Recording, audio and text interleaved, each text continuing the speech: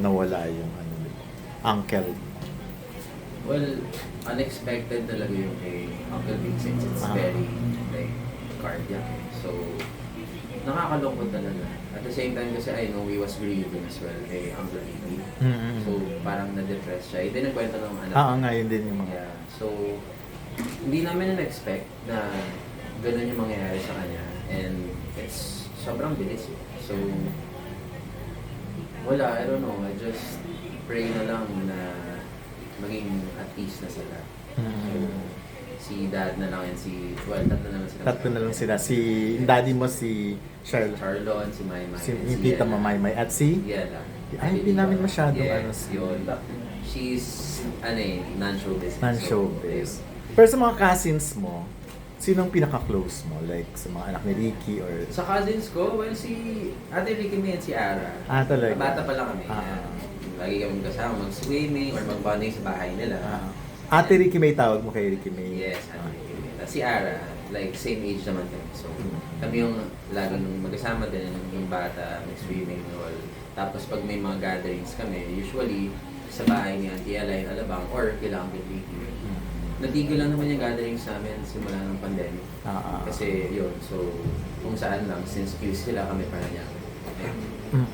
Pero alam na nilang nag-artista ka, like sila Ricky May. Kasi sila Ricky May nag-artista na din, di ba? So, may times na po magkakasama kami. Nababanggit niya yun. Actually, nung nasa hospital kami kasama si Uncle Ricky, papanoorin dapat namin yung isang project ko with Uncle Ricky since nasa bed na lang siya doon.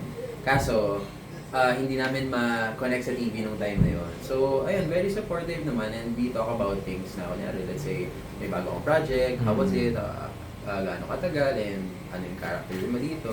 Tapos, may times din na pagka wala pa akong project eh. So, parang, alam mo yun, we support each other na, magkakaroon din yan. So, steady lang. Alam mo yun, ganun. So, aware naman sila na naguhubad ka? Yes, actually. Ano sabi nila? Napanood wala pa silang napapanood ng movie mo? Nakita na ba nila Puro mga, I don't know kung napanood na nila. Pero for sure, si Uncle Ricky talagang... Oo naman. Wala, he's very supportive and talagang he takes it like professionally yung mga work na yun. Kaya nga sa family ko, sa father side, wala silang sinabi and just, they just totally support me. Siguro ang pinaka-restrict lang na sinabi nila is yung mag-frontal ka. Yun ang pinaka... Yes. Pero dapat mag-frontal ka. So, hindi mo sila pwedeng sumayin? I mean, if I want, gagawin ko naman yun. Pero at the same time, pare-parehas naman kami ng, ng gusto and mga ayaw. So, yeah, kakasundo naman po talaga. Anong sabi mo, gagawin mo yun o hindi mo gagawin? No. Okay. Actually, yung first project ko ganun, they asked me if I was willing to do frontal. Ano yan? Yung... kasama ko dito si Janelle T. Alam ko. Okay. Kasama ko dito. I forgot the name of the project. Pero yun. That was the time na lahat sila nagatan, mga lalaki nag-frontal. Yes. Yung iba, na lang sila. Opo. So ako, sabi ko parang na-pressure ako. Pero alam ko sa isip ko na, ayoko. I was shy at first, parang, should I say na wag ako turn down yung pag-frontal?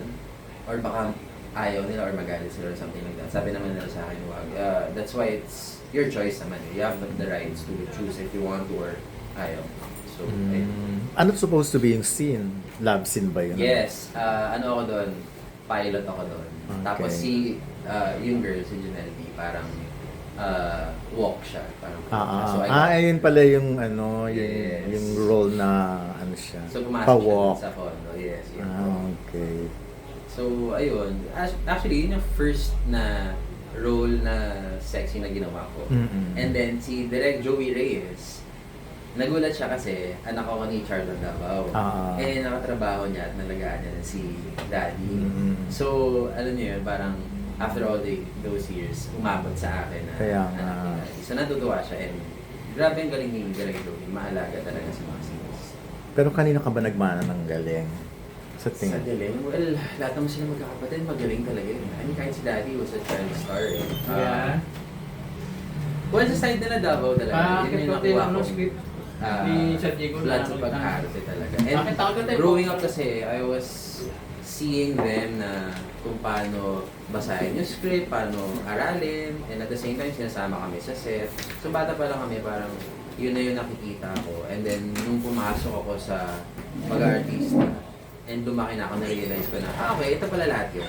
So, kaya naging familiar na sa akin lahat. And I have this kind of standard na dapat ganito. Pagpunta mo ng set, alam mo na, naaral mo yung script mo, and kahit yung script na iba, alam mo. Yung mga ganun. Ayan. Sino pang gusto mo kasama sa trabaho? Last na. Si Donaldson. Ako na lang daw. Si Don. Or, papan ko sana yung camera. Well, in general or in PMX? Or... Kahit sino. Okay.